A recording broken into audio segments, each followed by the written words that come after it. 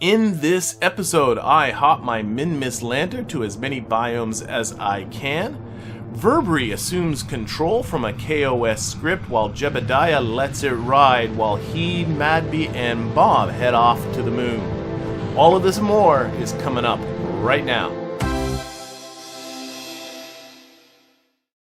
Hello everyone and welcome. You might recall at the conclusion of last episode we had managed to revive this dead satellite by placing a relay nearby, which allowed me to raise the antennas and bring this thing back to life. And despite it being 45 days in space now, we can finally hopefully conclude its mission. And actually there is a contract associated with this one. Let's take a look at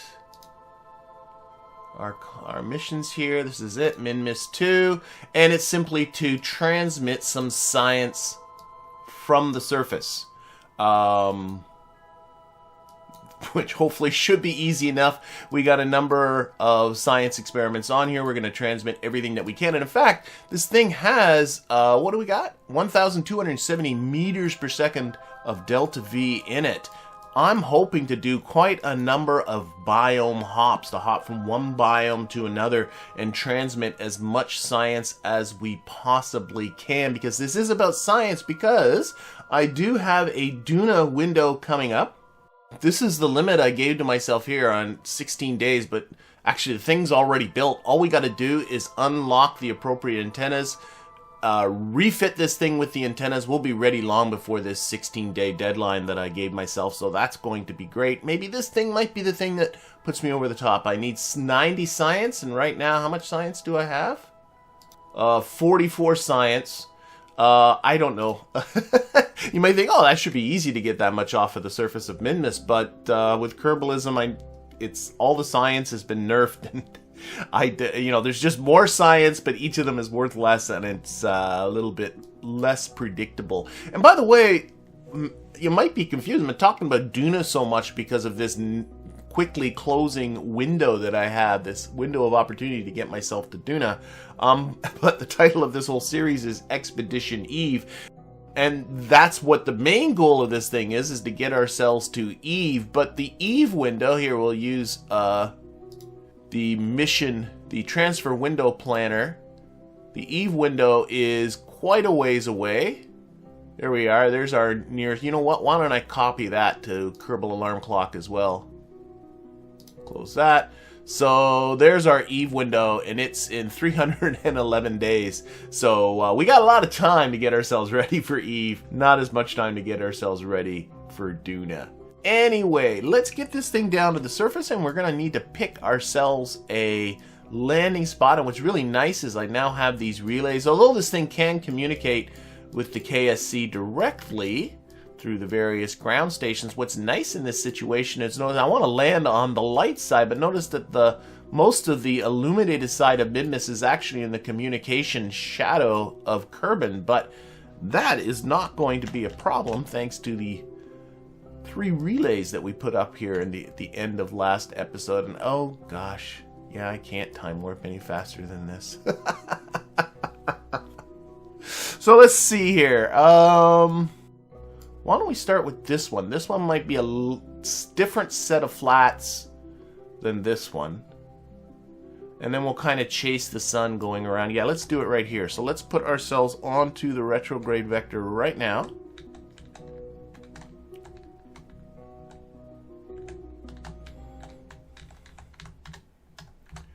There we go. And burn. There we are. I suppose we should extend the landing gear. And the other thing I really always do is, when I'm doing powered landings, is orient this so that the blue part of the Navball is up. And then that, I don't know, for me it makes it a lot easier. Maybe other people are better with their three-dimensional reasoning than I am, but now, up when on the Navball, and up on this, and down, and correspond. It corresponds, the motion of the Navball corresponds to what I see on the screen. It helps with me. Alright, let's get ourselves down there. I do like Minmus for landing. it is quite a bit easier to land on Minmus than it is to land on the moon. Let's see where we're at. So much so that actually if I were a beginner player and I was doing my first powered landing, I would probably make Minmus my target rather than the moon my target. Actually, no, I like that trajectory. I think I'm going to stay with what I got.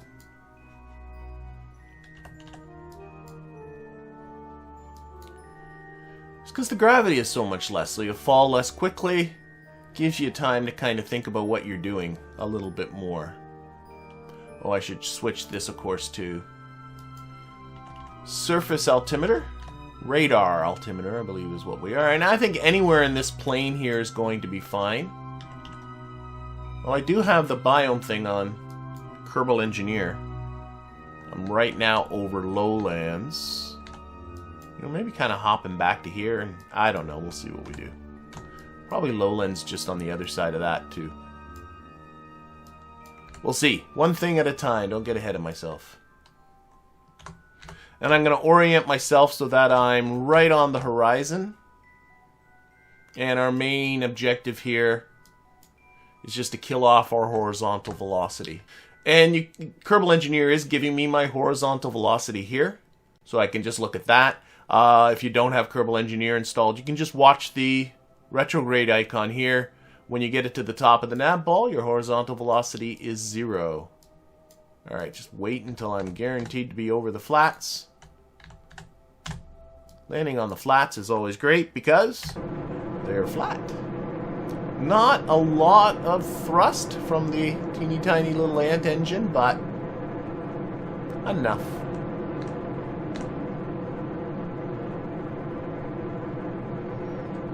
Okay, so again, just watching my horizontal speed.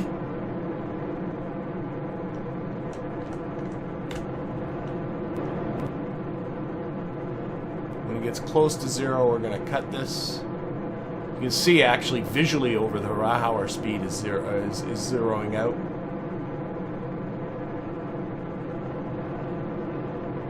Alright, cut.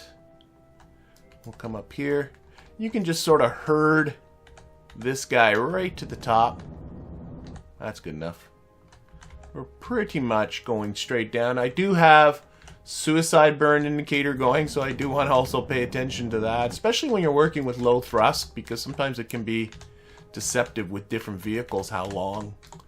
I don't do the perfect suicide burn. I find that, I don't know, I don't have the guts for it.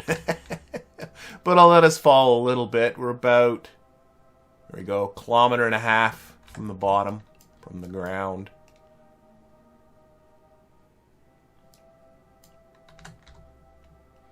Alright, let's start slowing down.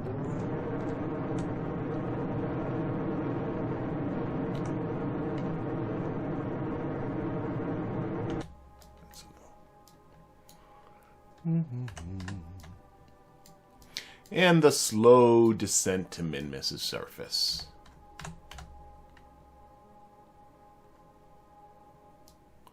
It's nice when you can see... Oh, I can start to see the shadow appearing here. Let's slow down a bit more.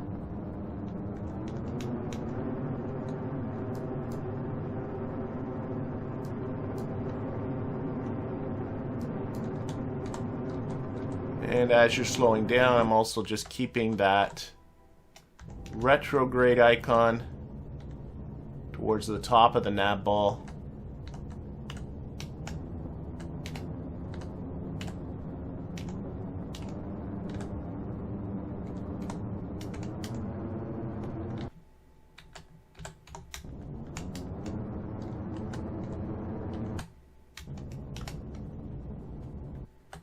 There we are, on the surface. Tiny little bounce, but easy peasy nonetheless. And tons of science being collected for me already as this thing is still bouncing. Oh my gosh. You know,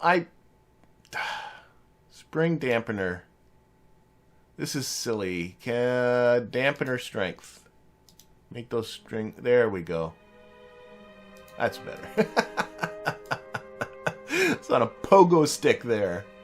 And you can see here tons of science being collected and transmitted. Electricity is pinned at the top. That's what I like to say. Hard drive is filling up fast, but that just means, you know, that's not a big deal. We'll stay here until all of this is collected. If the hard drive fills, well, it'll just take a little bit longer. And what are we doing? We're doing a telemetry report landed in the Great Flats, so that's where we are. We are doing a temperature scan from the Great Flats, a radiation scan from the Great Flats. Oh, somehow we picked up space low. I don't think that's anything. Sometimes that just pops in, but we'll see what that is. Again, I think this had to do with our bouncing. So these last ones are 0. I've already done all the space low stuff. Whoops. So let's delete. They would take nothing to transmit anyway. You can see it's like 148 bytes. There's nothing there. Transmit this all away. All of this is biome specific, which is great. And we're done. Time to go to another biome. Still 1,025 meters per second left. We're going to keep working our way eastward. Staying away from the sun. We want to stay in the sunlight all the time. And I don't know. Slopes? You can try that. That should be some slope-ish stuff there, I guess. Lowlands. I know lowlands was just over here, but I don't want to go backwards. I don't want to go west. I want to go east. So I'm just going to try and see if we can just do a little bit of a hoppy hop over that way. We'll watch from here. Here, let's turn off all these communication lines. They're distracting me. Okay. East is that way on the Navball. Okay. Ready? 1, 2, 3. Oh, wait. Why am I not? There we go.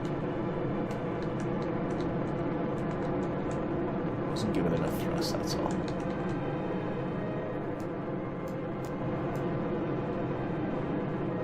Here's our... Why it was... Just gonna do... And cut.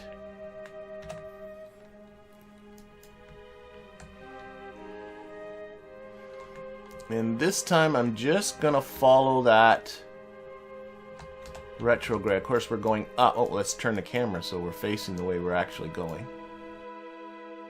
It is kind of slanty. Might just... Yeah. Looking very slanty. I'm just going to sort of push a little bit more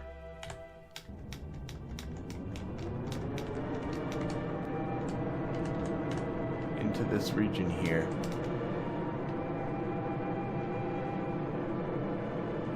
That makes me feel better.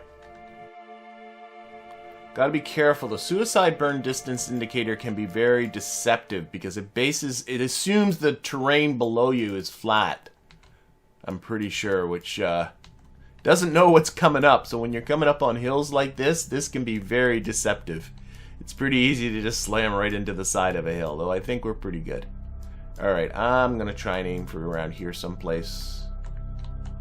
But I'm going to stay more on the retro because I do want to control the vertical component of my descent as well as the horizontal. Let's start slowing down. And we are over the lowlands. Okay. That's pretty good.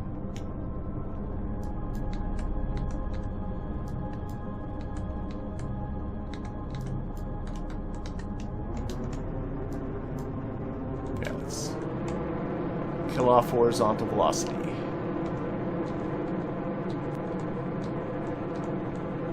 I'm barely falling, so I can come down here. Okay. Come straight down. I don't have the little Kerbal engineer telling me what the slope is down there. There is one thing that it'll tell you what the slope is. Looks flattish. The later you can leave your burns, the more efficient this is. But of course, you gotta be good. You gotta get good to do that, and I'm not good enough to be that brave. Alright, start to... And, whoa, just tiny, boop.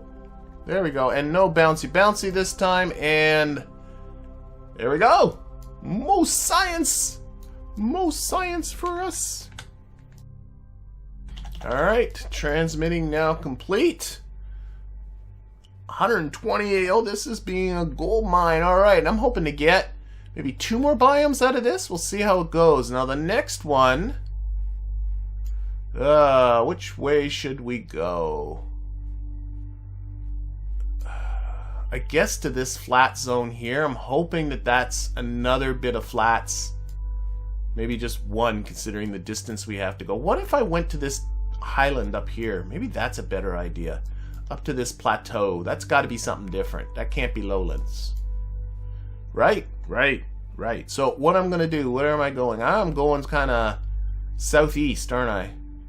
Southeast it is. Let's cut. And then as we get to Apoaps, I'll extend this trajectory. I'm not 100% sure what's the most efficient way to do this. I know in ballistics, the most efficient way to get distance is to go at 45 degrees. But I'm not convinced that that's the most efficient thing to do here, because with ballistics, you don't have to stop your projectile at the end. And of course, here we are.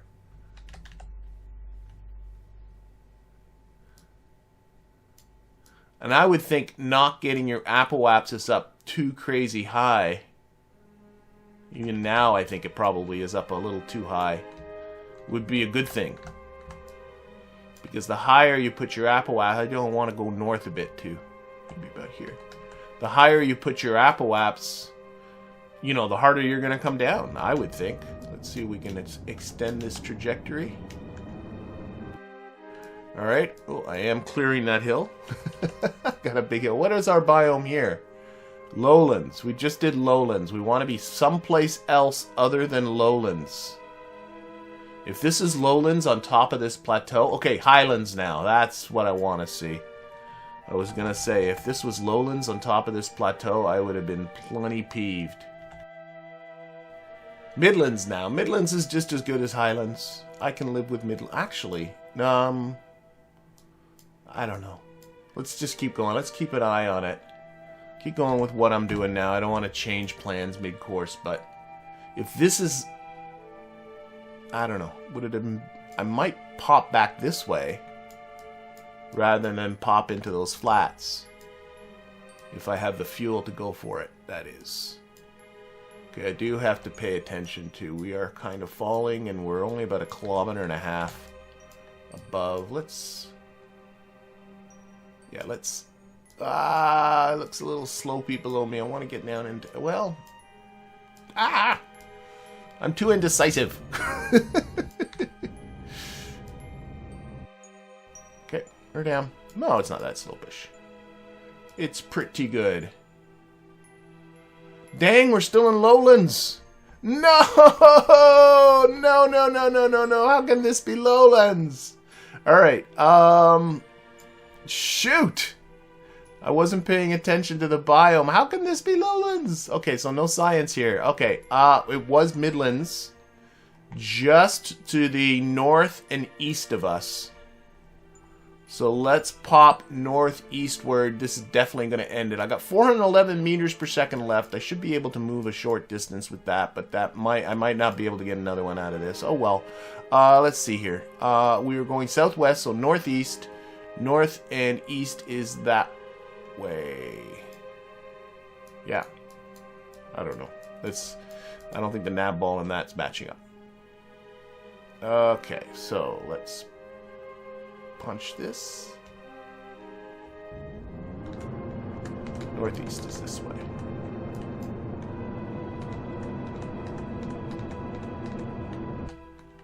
Okay. All I want are midlands, god dang it.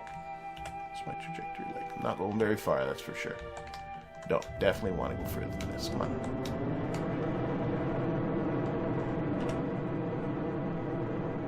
Oh, I'm going northeast. I should be going... Oh, no! Dang it, it's northwest I should have gone. Can I... Oh, no. I think this is going to be it.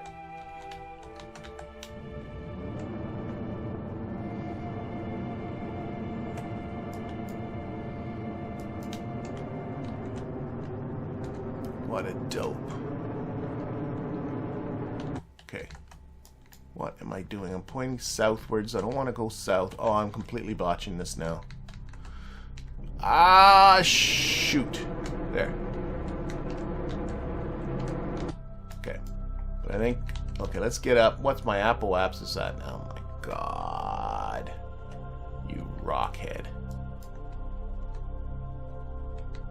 Let's get up to Apple apps.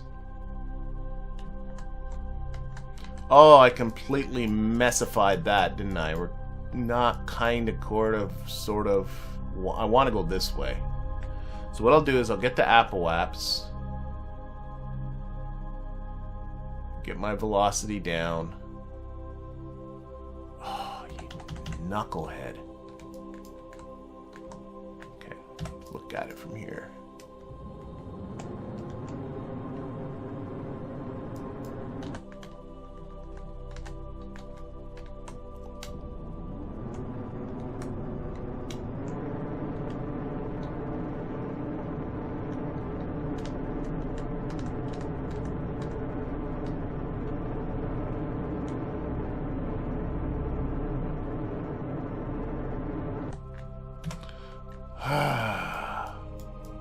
Alright, we'll see what we get. Okay, this is Midlands now. Let's... Shoot. It wasn't as far as I was thinking it was. I wasn't paying... Okay, let's... Alright, we're gonna kill this. Let's get ourselves down. Let's do it. I just don't... Oh, if I can do this without running out of fuel, I'll be ecstatic. You all want to see me ecstatic, do you not? Okay, this has got to be on surface. God, jeez. Stop trying to mess me up, game. Okay, we're on our way down. 2.5 kilometers above the terrain. Everything was going great until I forgot the difference between east and west. Yeah, we got this, but kind of annoyed. Probably should have been able to, with a bit better planning, would have gotten a 4th biome out of it, but that's okay. 3 biomes is pretty good.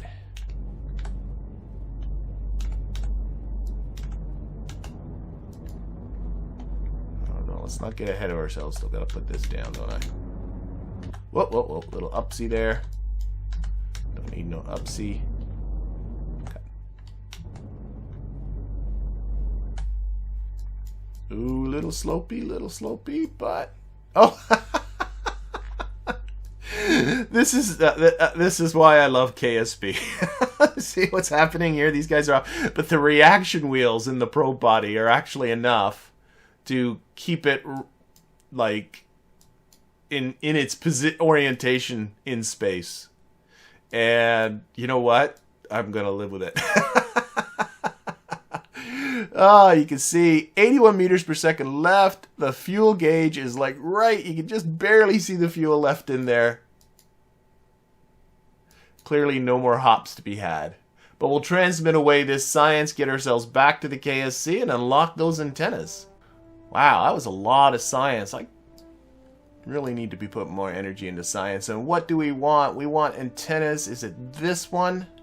Oh, wait, I need 100 and... Oh, I do have 160. Woo! 168.7. I thought I just needed 90, but that's what I want. The DTS-M1 antenna. So research that.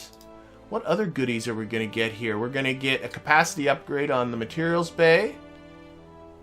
We got all kinds of structural parts here. Nice. Oh, we got explosives. All right. Gotta be able to blow stuff up. More structural parts. Nice. That's the better relay antenna. A multi-spectral analyzer that allows you to map biomes. Another science piece. The atmospheric fluid spectrometer. More storage stuff from Universal Storage, a weather analyzer, another surface one. Well, that reminds me, I did spend some time playing with the ones I have unlocked. This stuff comes from the Breaking Ground DLC, and I've yet to try it out or play with it or anything. So I thought I'd get Orlin out in simulation mode and just start deploying the stuff on the launch pad. Reminds me of a mod called the Surface Science Pack, which I have played with in the past. I'm all for getting the Kerbals to get more to do, so I do kind of like the idea of this. So this is simpler than that mod is, I think. It also comes with its own inventory system, which I suspect probably doesn't get along with Kerbal Inventory System, which is a mod I installed that you saw me using a couple of episodes ago. So probably have to sort of keep this stuff separate. Right now there are 3 pieces of equipment. There is solar power generation, and I am discovering here that you need 1 solar power generation unit, for lack of a better word, for each piece of equipment that you have. So that's why I have 2 of them set up, because the 2 pieces of equipment I have is a command center, which seems to be responsible for the collecting and then transmitting of the science. And then I also have a goo sampler, which I'm setting up now, and well, it does touch my heart, the animations. I am a sucker for all this kind of stuff. Okay, what's it say now? Power units, well, of course it requires 1. Status is now powered. So I think things are better now. I just don't think... Oh, I guess it can produce science here. It says 0.0 blah blah blah per hour. I bet you it produces science whether you're...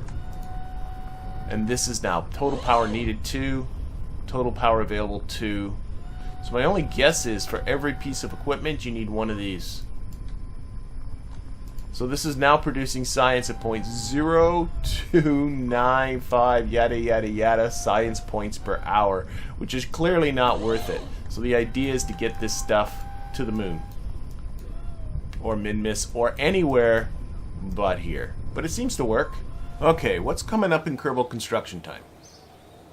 Oh, this is my VTOL. My not ready for primetime VTOL. I do have some ideas for this, but I'm gonna wait for this to be done. Let's see.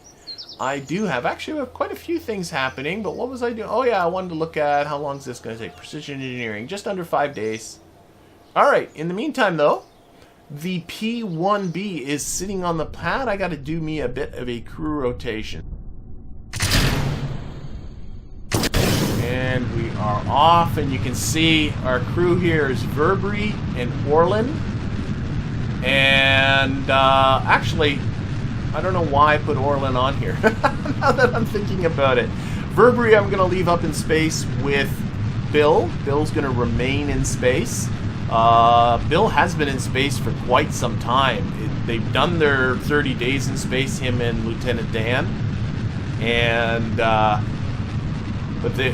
they started this just being in the P1, the older, a previous P1B. And just were riding around for at least half of the time. They've been up there for a while, but Bill, unfortunately, I only have 2 engineers, and Madby's required for the moon mission that you're going to be seeing a little bit later in this episode. She's required for a very specific contract, so Bill has to stay up there. I want to have an engineer along.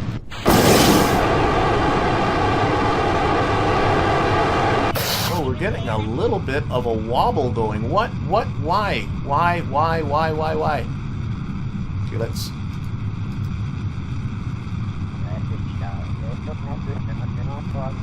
Okay, I'm going to Control-C this and lock this up real quick. Okay, program aborted. We are on manual. So, Virbree, sorry. I knew you thought you were just going to be able to sit back and enjoy the ride, but... you've got work to do now. That is why I still carry pilots. I'm not sure what happened there. I did change my launch script, but the changes that I made had only to do with the circularization burn at the end. I didn't change the ascent portion of it at all. And this is a vessel I've used a couple of times in the past. You've seen it launch a couple of times before, and it never had any issues. So I don't think I made any changes to it. So I'm rather perplexed why that wobble suddenly was introduced. Oh well, seems to be doing fine. Now, there is a contract kind of associated with this mission. It is a contract to put a pair of Kerbals up in space for 60 days.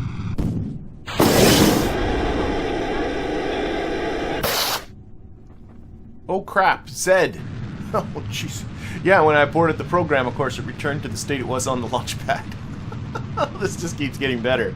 Anyway, I was talking about my contract. I had a previous one for 30 days, and Bill and Lieutenant Dan have already solved that one. That one is completed, and so now we're doing another 60 days, and you can see that actually the countdown's already going down because I went and checked on Lieutenant Dan and Bill and made sure they were doing okay, and that started this contract off. So hopefully, because I do still want to do a rotation, if I take Lieutenant Dan down, that won't mess this up. I guess we'll have to see. Otherwise, despite that bit of a hiccup there during the ascent, everything went fine. We had no trouble achieving our orbit nor rendezvousing with the station. And with that done, well, we got a little bit of shuffling about to do. We're going to leave the newer craft docked. Where's toggle torque? There it is. We'll leave this one docked. This one, the older craft, is going to go down. And besides, I have another module for the Kerbin station coming up, and I want to dock it right where this guy is. So this is the craft we're going to take down. So we've got to do a bit of transferring about. So Virbree's going to stay up with Bill, and Orlin's going to come down with Lieutenant Dan. I really don't know why I brought Orlin. Well, he kept Virbree company on the way up. He's going to keep Lieutenant Dan company on the way down. I do feel bad for Bill. I want to keep an engineer up here, though, because I do want to do some more KAS type of stuff when the next module comes up, and Bill's the only engineer I got available. Even though he has been up in space now for 36 days, he's going to have to stay up for a while longer yet. So sorry, Bill, I need more Kerbals, which is the whole reason why Lieutenant Dan's coming down to the surface, because he is my rescue officer for my rescue contracts. I need him to rescue some more Kerbals that happen every once in a while to come be stranded in the ocean. But we need to have him along. Also took the opportunity to transfer some fuel that I don't think the P-1B needs anymore on its way back down. I want to try and get in the habit of, if I'm going to go through all the effort of bringing resources up into space, to try and minimize the amount of resources I waste on the way back down. But with that all accomplished, it was time for Lieutenant Dan and Orlin to leave. Let's back away. Oh, we still have 367 meters per second of delta V in this, even though I took out most of it. I could have taken out a lot more fuel than that. Okay. So they're backing away. Now, what I'm interested in is... oh, this countdown clock is still going down. Right? On this contract? It is. So despite my... I'm pretty sure, despite the little crew rotation we just did, I think this is still counting. So, good. So, because I got further crew rotations in mind. Unfortunately, Lieutenant Dan does get his obligatory week off thanks to the R&R mod.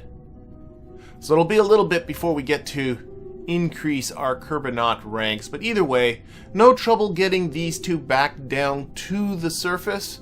And after a few days wait, well, we are ready for our next mission. This idea came from a comment on last episode. This was the episode in which I discovered that if I collect a surface sample through Kerbalism, but then recover it using the Kerbal construction time recovery method, that surface sample doesn't get added to my science. Game just simply doesn't see it. So what I have here is simply a little buggy with a experimental storage unit on it. And in fact, with the recent upgrade, this experimental storage unit has 27 sample slots, so I can put in, well, pretty much all of the surface samples I can collect. So what we're going to do is we're just going to park it here out of the way, and then we're going to get the Wheesley M1 and we're going to take off, and we're going to visit as many biomes as we can, collecting all of the surface samples that I can collect, including any other science I might come across, because I am going to take this thing now. We're going to keep going. We're going to look for the tundra, we're going to look for ice caps and the ice shelf and all of that kind of stuff. But then when I return back to the KSC, all I have to do is park the plane beside this, transfer the science over to the little buggy. Then I can recover the buggy using the game mechanic of recovering the buggy, but then recover the plane using Kerbal construction time. And when you recover the plane using Kerbal construction time in that way, it dramatically reduces, as in the turnaround time to get this plane flying again becomes a matter of minutes rather than a matter of days. So it is worth my time to recover it that way. I thought the idea was a great one. Well, we're going to find out how well it works. And then again, maybe not. You see, by this point, I had already collected surface samples from the shores and the highlands, and those were easy enough and quick enough to do. And then I headed north, and the next biome I ran into were the ice caps. And it was when I ran into the ice caps that I realized, like, oh, yeah, of course, I don't have any of the low atmosphere science over the ice caps either, and that's the crew report, the temperature scan, and the barometer.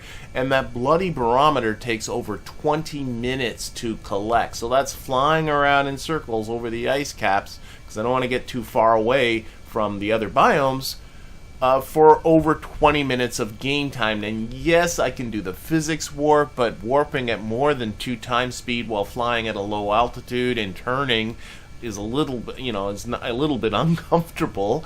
So yeah, this took a little while, and of course after this I landed, and once you're landed you're not restricted to just the physics time warp, so that's easy enough. But this isn't the only one. I also had the northern ice shelf, and I had the nearby tundra where I had to repeat all this again. And by the time I was landing in the tundra with 2.5 hours on the game clock, yeah, my mood had changed. You know what? I did have a plan to bring this back to the KSC, which I might still be able to do, but I'm done. I'm tired. I don't want to be doing this anymore. So I'm going to recover this right where it is and just eat that cost. I don't care. Alright. Barometer is done. And honestly, I think I'm done too. Yeah, all it's got to do is transmit this. I don't think there's any reason to. No, we can just, let's just recover. All the science has been collected. Recover right where we are. Call this one done. It's Kerpollo time. We have 3 contracts for our moon landing. So let's start with, let's just start with the simpler one. We got bottom here, we have do a manned moon landing, so boom, that should be good. We have plant a flag on the moon, boom, that should be good. And then finally we have another one of these Kerbal Academy contracts. We have engineering school. We have to have Madby, that's why she's aboard. She has to go to Moonar 2, which is my moon lander, little probe that is sitting there. She has to go EVA and repair a busted leg. So that's why she's there, and she's going to get a ton of experience for that. I don't know actually how much experience. We'll find out once she does it, but hopefully not insignificant. Okay, we're going to give another try at our KOS script. I did test this, I swear I did. I tested it on the Palm 1 and it worked perfectly fine, so I don't know, maybe there's something wrong with that T1B. And we are off. It struggles off the pad. Down at the bottom I have 9 engines all running right now, clearly some asparagus stages going on, and it's a melange of Reliance and swivel engines all working together. Reliance providing more thrust than the swivels, but the swivels with the gimbaling in between the two of them seem to work pretty good when they're all in conjunction with them like this. And it's probably a more complicated booster than I really needed, because I had completely forgotten. This is one of the first things I built when I started this series again after taking about a month and a half off. I had completely forgotten about my Kodiak engines when I was doing this build, or at least I didn't forget about them, but I thought they were a 1.875 meter part, but they're not. They're a 1.25 meter part, so they could have easily gone down here to help out, which probably would have reduce the need for so many boosters, but I don't know. I think it looks alright. Regardless, I did save this to sub-assemblies for potential future use. It is the Reliant 3-R3S3, capable of lifting 16.1 tons to low Kerbin orbit. Imagine if I got the Kodiaks involved. Boom. There we go. 3 of them go away. Oh yeah, I kept it in 3s because I have a trio that got the tri-coupler here, so it's got 3-way symmetry all around rather than I was expecting 2 to come off, but now I can see why I went with 3. And none of the wobble we saw before. I'm wondering if that really was a problem with that specific rocket, the P1B, as opposed to anything else. And there we go. Main engine cut off. Still 972 meters per second at delta V, little left in that stage, so should be good. Next step is stage separation, or fairing separation.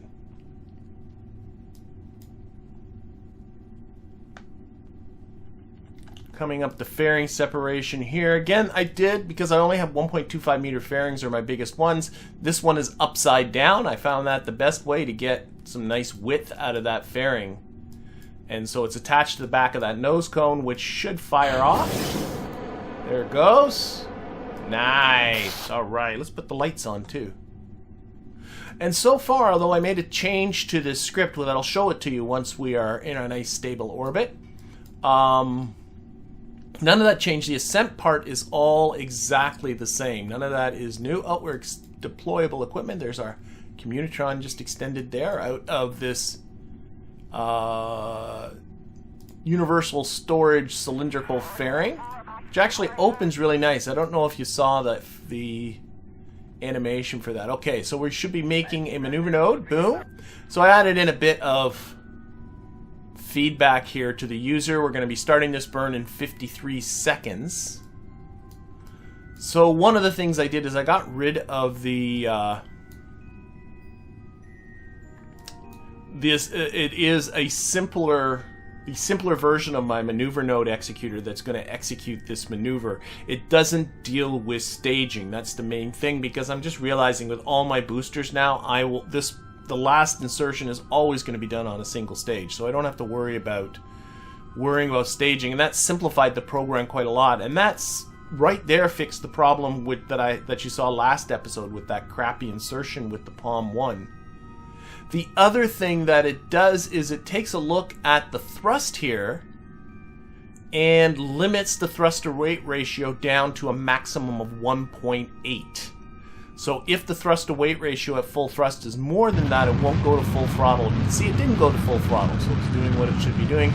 And it calculates the burn time appropriately, that it isn't going to go to full throttle.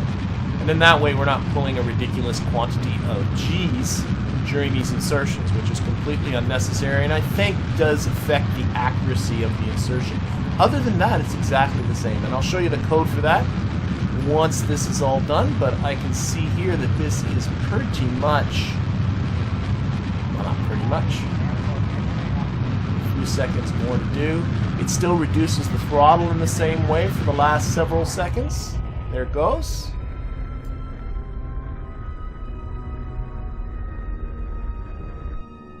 And boom, and we are in, well, that's pretty darn close. I like that insertion. I am very happy with that. So it seems to work a little bit better. Okay, let's stage that backstage there. Does it? I don't think I put any parachutes or anything, so there we go. That is that. This staging here was a little quirky to work out to get these engines to fit around that, but it worked okay. Yep. Oh, for some, you know, and all of this is all a restriction that I have because I have pretty much no 2.5 meter parts and precious little 1.875 meter parts. I mean, these are my largest fuel cans I have in the 1.875 meter size. So, oh, maybe that's what I should be looking at next. Okay, let's go back to this thing. I do not think I put any parachutes on this. I did not. So it is just going. Let's just spin her around and send her to its doom, so we don't have to worry about it anymore. I did play a little bit with redesigning this and trying to make it not quite so tall, and I could knock a couple of meters off of it, which made it look a little better, but it really wasn't worth it, so I didn't bother sticking with that. Alright, let's take a look at that script. So again, the whole ascent portion of the script is all exactly the same, which is all of this stuff. The way in which it creates the node to circularize is the same. So here's where the differences start in here. So this is the maneuver executor that does that final circularization. So here's the statement here that just detects whether the thrust to weight ratio, which it calculated just above, is greater than 1.8. And if it does, it sets a variable called thrust limiter to be, well, basically this is just a calculation to make the thrust ratio exactly 1.8 at the start of the burn. And then basically all that was left after that is every time we're doing a calculation, like so for instance here, where's the burn time calculation? Here's the burn time calculation. Every time I refer to the thrust that's available, I just got to make sure that I multiply it by the thrust limiter that I just calculated, and then that way it still does the time calculation right. And of course, when it actually goes to perform the burn, which is down here, where's the start burn? There it is, the start burn. When it sets the throttle, which is done somewhere, there it is, lock throttle, it's locking it to the thrust limiter rather than before where it was just locking it to 1. That's it. That's the only changes I made, and it seems to work a lot better, so I'm going to stick with it. Alright, let's plot our trip to the moon. And while I'm setting this up, I do want to thank my newest patron, Rob DeVos. Welcome aboard, Rob.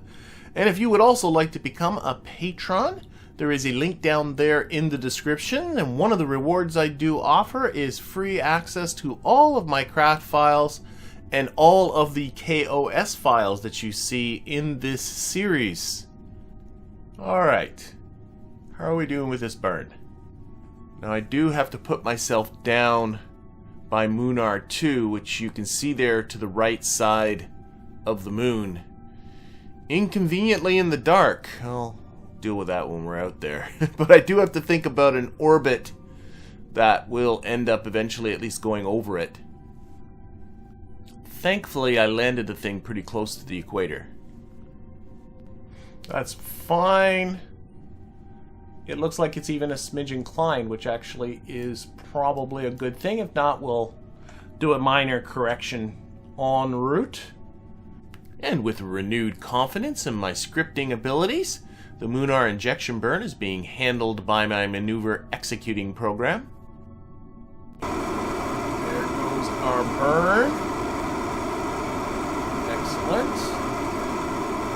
We are on our way to the moon. You can see I do have the materials bay open.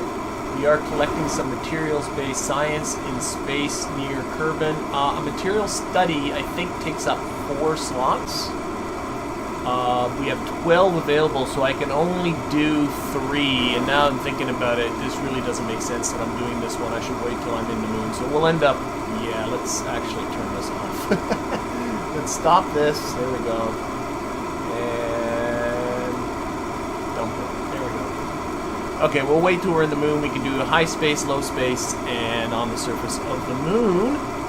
You might be wondering, 12 slots? Didn't you just do the Wheesley M1 and it had 27 slots because of the science container thing? Yeah, that's because the latest tech node I unlocked upgraded that science storage, and so that had 27, but this thing started building before I got that lock, so it only has 12. That kind of sucks. Anyway, burn is complete. We are on our way to the moon. Oh, we got to add a little bit of oomph more to it. That's okay. And we'll be out there in about a day. But you know, I think that's going to have to be for next episode. Yeah, sorry to have to leave this on a cliffhanger. But next episode we'll see this thing hopefully put down softly onto the surface of the moon and hopefully collect ourselves a ton of science. But in the meantime, I'm going to thank you for watching and hope to see you again next time.